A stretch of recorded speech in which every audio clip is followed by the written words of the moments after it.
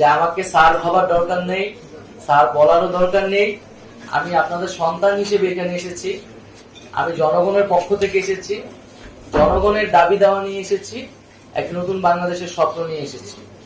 এখন আমি আপনাদের কাছে সেই সহযোগিতাটা কামনা করছি। আমরা জানি যে তথ্য ও সম্প্রচার মন্ত্রণালয় একটি রাষ্ট্রের এবং বাংলাদেশের খুবই গুরুত্বপূর্ণ একটি মন্ত্রণালয়, এবং সামগ্রিকভাবে বাংলাদেশের যে মত প্রকাশের স্বাধীনতা, গণমাধ্যমের পরিস্থিতি, সেটা কিন্তু এই মন্ত্রণালয়ের উপর অনেকাংশে নির্ভর করে। আমরা বিভিন্ন সময়ে গণমাধ্যম কর্মীদের থেকে শুনেছি বা আরো বিভিন্ন মানুষের কাছ থেকে শুনেছি যে আমাদের এখানে মত প্রকাশের স্বাধীনতার উপর নানাভাবে বাধা তৈরি করা হয়েছে, এবং যেহেতু ফ্রিডম অফ প্রেস যদি না থাকে, ফ্রিডম অফ স্পিচটিও কিন্তু নিশ্চিত হয় না। সেই জায়গায় কিন্তু গণমাধ্যমের স্বাধীনতা নিশ্চিত করতে আমাদের কাজ করতে হবে। সেই জায়গায় বিভিন্ন ধরনের আইন এবং বিধিনিষেধ রয়েছে, যেগুলো নিয়ে সমালোচনা রয়েছে। আমাদের এই আইন এবং বিধিনিষেধগুলো কিন্তু পুনর্বিবেচনা করতে হবে, যাতে বাক স্বাধীনতা বা প্রেসের স্বাধীনতা যাতে সেখানে বাধাগ্রস্ত না হয়। দ্বিতীয়ত, আমাদের এই আন্দোলনে ছাত্র জনতা শ্রমিকদের পাশাপাশি কিন্তু প্রচুর সাংবাদিক শহীদ হয়েছেন, আহত হয়েছেন। আমি জানি না এখন পর্যন্ত কি উদ্যোগ নেওয়া হয়েছে, কিন্তু দ্রুত সময়ের মধ্যে এই সাংবাদিক যারা এখনো আহত অবস্থায় আছেন এবং যারা শহীদ হয়েছেন তাদের পাশে এবং তাদের পরিবারের পাশে আমাদের দাঁড়ানো উচিত। এবং আমরা এই আন্দোলনের পরিস্থিতিও যদি একটু বলি, আমরা দেখেছি যে আপনারা সবই জানেন এই আন্দোলনের মাঝে কিভাবে ইন্টারনেট বন্ধ করে দেওয়া হয়েছিল এবং একটা ব্ল্যাক আউটে চলে গেছিল, এখানে কি হচ্ছিল কিছুই জানা যাচ্ছিল না। এবং একদিকে ইন্টারনেট বন্ধ করে দেওয়া হয়েছিল, সোশ্যাল মিডিয়া বন্ধ, তথ্যের কোনো প্রবাহ চলছিল না, মানুষের কাছে কেউ কিছু জানতে পারতেছিল না। এবং অন্যদিকে ইলেকট্রনিক মিডিয়া কিন্তু সম্পূর্ণ সরকারের করায়ত্তে ছিল। এবং এটা আমি নিজের ব্যক্তিগত অভিজ্ঞতা থেকে বলছি, আমাদের কোনো বক্তব্য কিন্তু একটা সময় সেই সময় প্রচার করা হতো না। আমাদের বিভ্রান্তিকর বক্তব্য বা হচ্ছে যেটা আমরা বলিনি এরকম মিসকোট করে প্রচার করা হতো। তারপর আমরা সেই সময় দেখেছি যে কিছু প্রিন্ট মিডিয়া আমাদেরকে সাপোর্ট দিয়েছে, আমাদেরকে অনেক মিডিয়ার অনেক জায়গা থেকে বিভিন্ন ভাবে সাপোর্ট দেওয়া হয়েছে। এই আন্দোলনের পুরোটা সময় যারা ফিল্ড লেভেলে কাজ করেছে, রিপোর্টাররা কাজ করেছে, তারা আমাদেরকে নানাভাবে সহায়তা করেছে, এই আন্দোলনে জনগণের পক্ষে থেকেছে। হয়তো হাউসের কারণে, হাউসের পলিসির কারণে, মালিকের কারণে অনেক কিছু তারা সেই সময় করতে পারেনি। আমরা চাই না যে এই জিনিসগুলো বাংলাদেশে কখনো পুনরায় ফিরে আসুক। গণমাধ্যম যাতে তার যে স্বাধীনতা, সেই স্বাধীনতা নিয়ে কাজ করতে পারে এবং জনগণের পক্ষে সবসময় কথা বলতে পারে। আমরা সাংবাদিকদের বেতন কাঠামোর বিষয়টি নিয়ে কথা বলতে চাই। এটি নিয়ে অনেক অসন্তোষ রয়েছে, এবং আমরা যদি মেধাবীদেরকে উৎসাহিত করতে না পারি সাংবাদিকতায়, তাহলে কিন্তু সাংবাদিকতা এগোবে না। সেই জায়গায় যারা রিপোর্টার, যারা জুনিয়র লেভেলে কাজ করতেছে, তাদের বেতন কাঠামো কিন্তু খুবই কম। অনেক জায়গায় কোনো বেতন কাঠামো মানা হয় না। তো এই বিষয়ে সুস্পষ্ট নীতিমালা প্রয়োজন।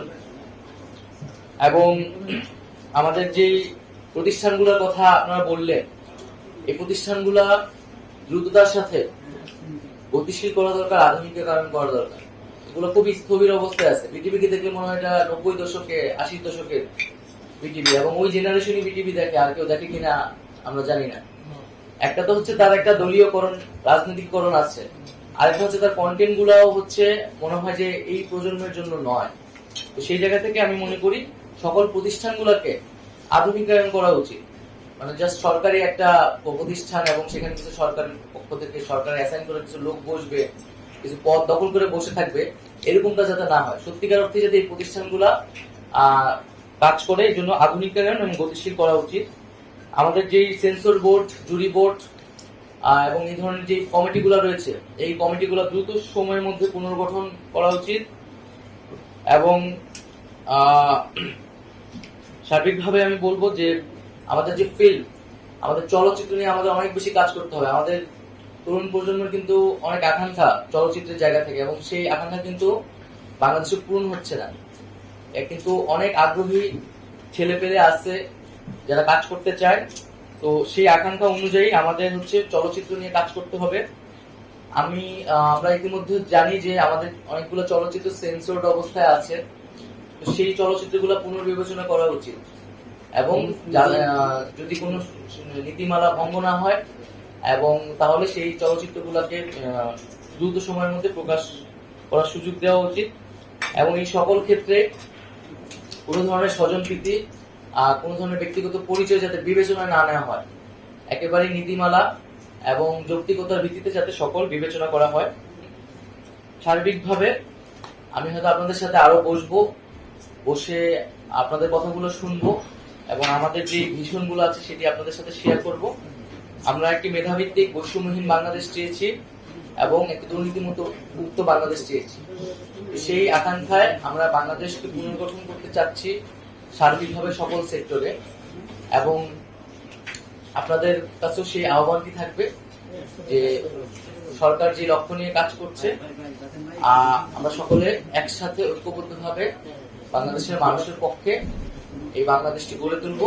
এটি আমাদের কাছে একটি সুযোগ এসেছে, সেই সুযোগটি আমরা কাজে লাগাবো এবং আমাদের যে গণমাধ্যম, আমাদের যে তথ্য এবং সম্প্রচার, সেই বিষয়গুলো নিয়ে আমরা যাতে আমাদের কোনো ধরনের সমালোচনা সুযোগ না আসে সেই বিষয়ে আমরা সচেতন থাকবো। আমরা জানি বিগত সময়গুলোতে গণমাধ্যম বিভিন্ন সূচকে কিন্তু বাংলাদেশের অবস্থান খুবই খারাপ ছিল। দক্ষিণ এশিয়াতে আফগানিস্তানের পরে কিন্তু বাংলাদেশ ছিল, এত নিচের দিকে ছিল। এই বিষয়গুলো কিন্তু আমাদের খুব গুরুত্বের সাথে বিবেচনা করা উচিত, কারণ গণমাধ্যমের স্বাধীনতা কিন্তু গণতন্ত্রের অন্যতম একটি পিলার বলা যায়। তো আমরা যদি গণতন্ত্র চাই, আমাদেরকে গণমাধ্যমের স্বাধীনতা, মানুষের বাক স্বাধীনতা নিশ্চিত করতে হবে। আমি আরেকটি বিষয় উল্লেখ করে শেষ করব, যে সাগররণী হত্যাকাণ্ড। এই হত্যাকাণ্ড খুবই বেদনাদায়ক, খুবই নির্মম, এবং আমরা জানি এই হত্যাকাণ্ডের বিচার নিয়ে কি পরিমাণ প্রহসন করা হয়েছে, যে বারবার তার প্রতিবেদন গুলা পিছানো হয়েছে। তো এই সাগররণী হত্যাকাণ্ড সহ এই ধরনের যে হত্যাকাণ্ড গুলা হয়েছে, সাংবাদিকদের উপর নিপীড়ন হয়েছে, এই বিষয়গুলো তদন্ত করতে হবে এবং সরকারের জায়গা থেকে যা ভূমিকা বা মন্ত্রণালয়ের জায়গা থেকে সেই ভূমিকাগুলো আমরা অবশ্যই পালন করব। তো আমি সংক্ষেপে আমার কথা শেষ করছি। এরপরে হয়তো আপনাদের কথা যদি থাকে বা সাংবাদিকদের কথা থাকলে আমি হয়তো বলতে পারি। ধন্যবাদ। সাথে আপনারা আমার মনে আপনি রাস্তা নিয়ে